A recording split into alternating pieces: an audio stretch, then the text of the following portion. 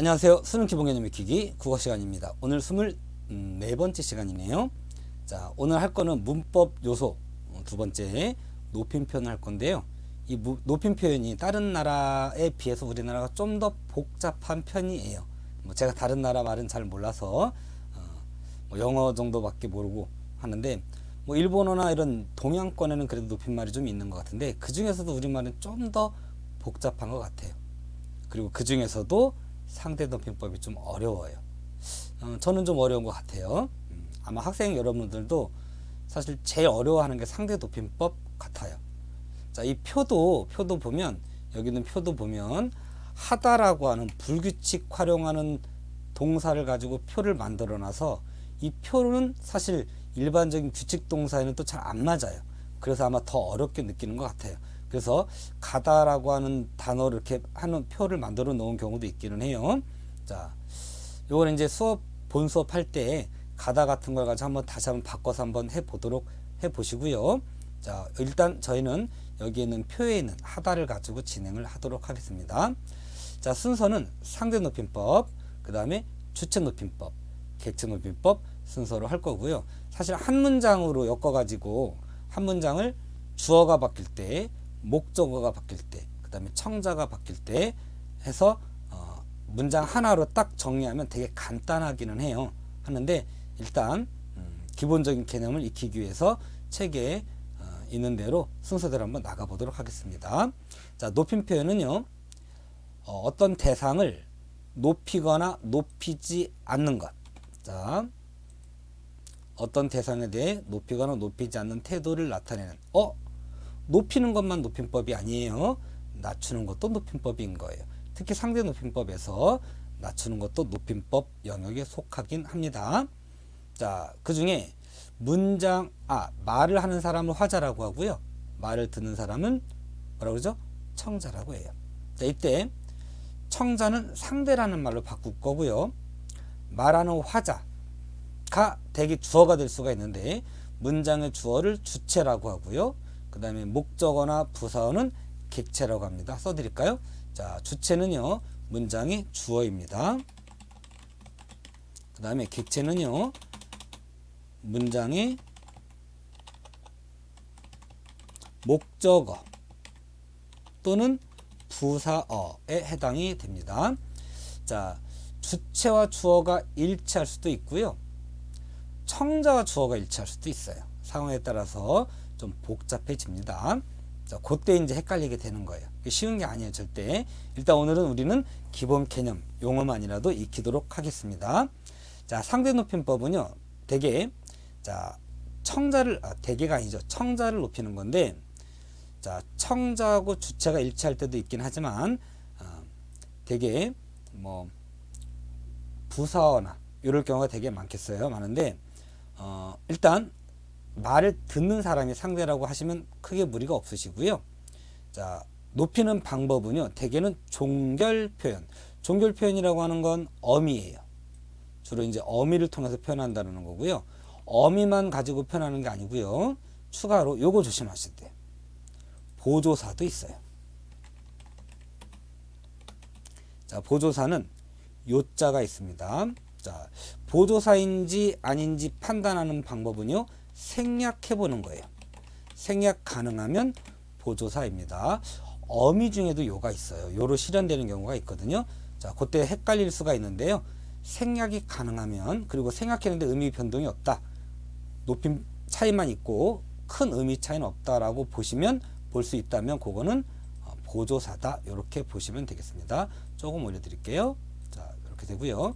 자, 그래서 여기서 요라고 해당되는 요 글자, 요게 보조사입니다. 자, 이거 보조사라는 거 조심하셔야 됩니다. 자, 크게 두 가지로 나눠요. 격식체와 비격식체로 나누는데요. 격식체는 공적인 자리에서, 예를 들어서 회의할 때 쓴다거나 방송할 때 아나운서가 쓰는 말투, 기본적으로 격식체이고요. 격식체 중에서도 대개 위에 걸 쓸 거예요. 하십시오체를 쓰는데, 자, 공식적인 자리에서 쓸 때 격식체, 비공식적인 자리에서 쓸 때 비격식체라고 하고요. 격식체는 아무래도 공식적인 자리에서 쓰다 보니까 좀 멀게 느껴지는 게 있어요.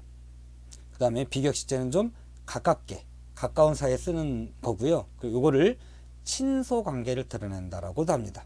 자, 비격식제는 친밀할 때 쓰는 거, 친. 격식체는 좀 거리감을 둘 때, 공적인 거리감을 둘 때 소라고 씁니다. 그래서 친소 관계를 드러낸다. 이렇게 볼 수 있겠어요. 자, 이것도 잊어먹으시면 안 됩니다. 써드려야지. 자, 필기 안 하실 것 같으니까. 자, 격식체, 비격식체 사용 여부에 따라서 어떤 걸 사용하느냐에 따라서 사용에 따라 이렇게 하는 게 맞겠네요. 사용에 따라 친소 관계, 친밀하냐, 좀 거리가 있느냐. 친밀감 이렇게 할까요? 친밀감, 거리감,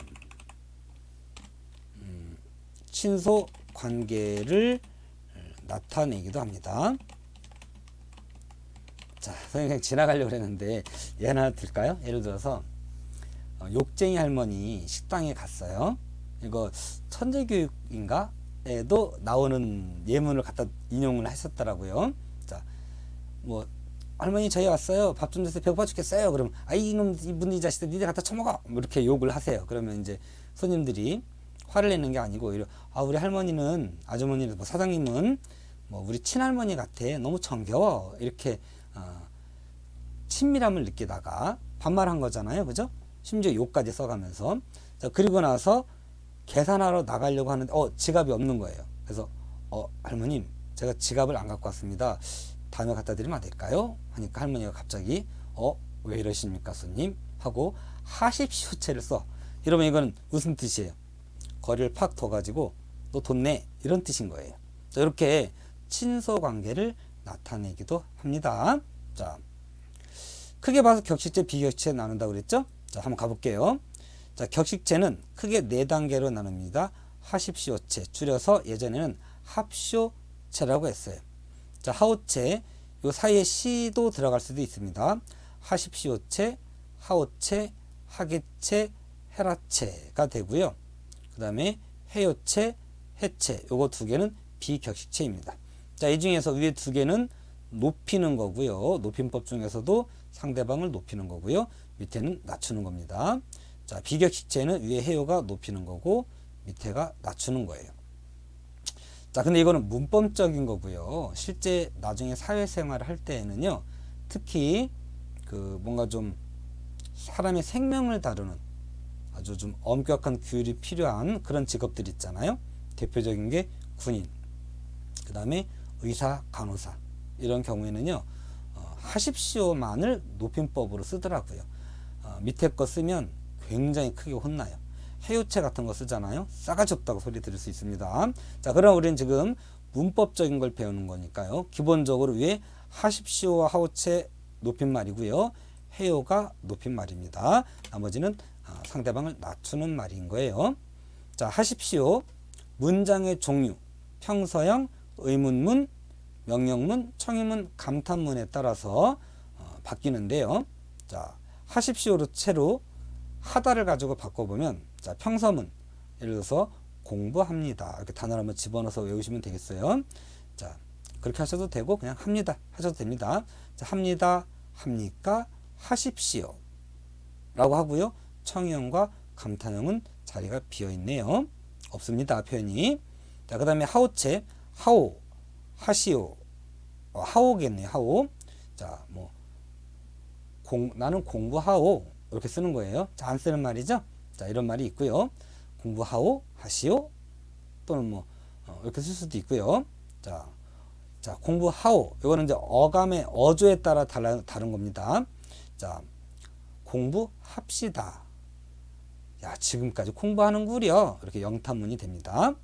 자, 그 다음에 하계체, 이거는 좀 헷갈릴 수 있는데 연배가 비슷한 사람끼리 쓰는 말이라고 생각하시면 됩니다. 자, 저도 이제 그 친구들하고 만났을 때는 안 쓰는데 앞으로 저도 이제 쓰게 되겠죠. 쓰게 될 텐데 문자로 주고받을 때는 가끔 씁니다. 자네가 오게, 우리 뭐뭐 하세, 뭐 이런 말 쓰기는 씁니다. 좀 어색하긴 한데 친구들이 이제 결혼도 하고 애 엄마, 애 아빠가 되고 하다 보니까 그런 친구들에게 뭐 했니? 했냐? 이렇게 말할 수가 없어요. 어른이잖아요. 그죠? 그래서 뭐뭐 했나? 뭐뭐 하게 이런 말을 쓰게 돼요. 학생들은 아직 그런 말을 쓸 상황이 안 되겠지만 나중에 이제 나이가 들어가면서 쓰게 될 겁니다. 그러니까 알아는 두셔야 되겠어요. 자, 친구들끼리 쓸 수 있는 말이에요. 나는 뭐뭐 하네. 이런 거고요. 자네 뭐뭐 하나? 뭐뭐 하는가? 자네가 뭐뭐 하게? 명령문입니다. 자, 우리 함께 하세. 청유문. 그 다음에 뭐뭐 하는구먼. 하기치입니다. 여기서 헷갈릴 게 있죠 하나? 자, 하는구려. 요거 헷갈리니까 요거 조심하고요. 뭐뭐 하는구먼. 하는구먼은 친구 간에 쓰는 거예요. 자, 뭐뭐 하는구먼을 할아버지한테 쓴다고 말하면 이상하겠죠. 싸가지 없는 게 되겠죠. 자, 그 다음에 이제 조심할 게 합시다예요. 자, 하십시오체는 이렇게 비읍이 들어가는 게 특징이거든요. 자, 그래서 합니다, 합니까, 십시오 이렇게 비읍이 들어가는데 하오체는 비읍이 안 들어가죠. 자, 근데 합시다는 들어가요. 합시다는. 자, 합시다의 경우에는 공식적인 자리에서 높낮이를 따질 필요가 없을 때 그냥 단체로 묶어가지고 자, 우리 모두 함께 어떤 행동을 합시다. 뭐뭐 합시다. 이렇게 할 때 쓰는 말이에요. 그러니까 일상 대화에서는 사실 윗사람이 아랫사람한테 쓸 때에는 살짝 높여주는 말이기 때문에 써도 괜찮은데요. 아랫사람이 윗사람한테 쓰는 건 굉장한 신뢰가 됩니다. 예를 들어서 교실에서 학생이 막 수업을 하고 계시다가 뭔가 진지한 말씀을 선생님이 해주고 계시는데 공부합시다 이렇게 말하면 학생이 높은 사람이 되고 선생님이 낮은 사람이 되는 거예요. 굉장히 신뢰가 큰 신뢰인 거예요. 자, 뭐 그리고 선생님의 의도를 무시한 게 되겠죠. 뭐 그런 의미에서도 합시다 이렇게 함부로 쓰시면 안 됩니다. 자, 합시다는 약간 좀 지위가 높은 사람이거나 나이가 있으신 분이 아랫사람이나 동년배를 좀 높여서 말할 때 쓰는 말이다. 이렇게 보시면 되고요. 자, 헤라체 반말입니다. 나 뭐뭐 한다. 너 뭐뭐 하냐? 뭐뭐 하니? 헤라체고요. 자, 명령문 해라. 우리 뭐뭐 하자. 뭐뭐 하는구나. 자, 그 다음에 해요체와 해는 억양만 바뀌어요. 억양만 바뀌어서 형태가 동일해요. 자, 뭐뭐 해요 이고요. 의문문은 뭐뭐 해요 끝에를 올리게 되면 돼요. 자, 제가 억양이 좀 차이가 안 날 수 있는데요. 뭐뭐 해요 하고 끝에를 올리면 돼요. 자, 뭐뭐 해요 강하게 하는 말이고요. 자, 우리 함께 해요 청유문이죠. 자, 참 하늘이 맑아요 이런 식으로 감탄형 쓰는 겁니다. 자, 해체는 자, 똑같아요. 억양만 달라집니다. 나 지금 집에서 공부해 평서형이에요. 너 집에서 공부해? 끝에를 올리면 의문문. 공부해 명령문. 자, 우리 함께 해 청유문. 야, 뭐뭐 아름다워 이런 식으로 사실은 실현이 되거든요. 뭐뭐 해로 끝나면 영탄형이기도 합니다.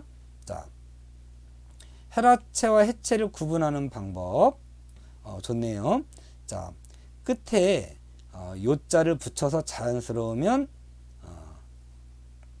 해체이고 어색하면 헤라체이다 라는 거잖아요. 그래서 요는 붙여서 말이 되니까 요거는 해체가 되고요.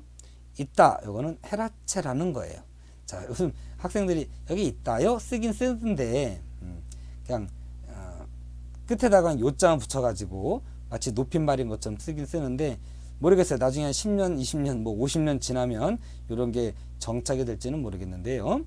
공식적인 자리에서는 이렇게 친구 간에는 귀엽게 쓸 수 있겠죠. 근데 가능하면 표준을 쓰려고 노력을 하셔야 되겠습니다. 자, 다음 페이지 넘어가 보도록 하겠습니다. 자, 높임법이 조금 오래 걸립니다. 자, 최대한 좀 빨리 끝내 드릴게요. 자, 주체 높임법인데요. 자, 지금 저희가 15분 정도 했으니까 일단 여기서 끊고요. 두 번째 시간으로 이어서 할게요. 자, 잠깐 쉬시고 이어서 가도록 하겠습니다. 자, 일단 마무리 짓고 주체 높임 다시 들어가도록 하겠습니다. 수고하셨습니다.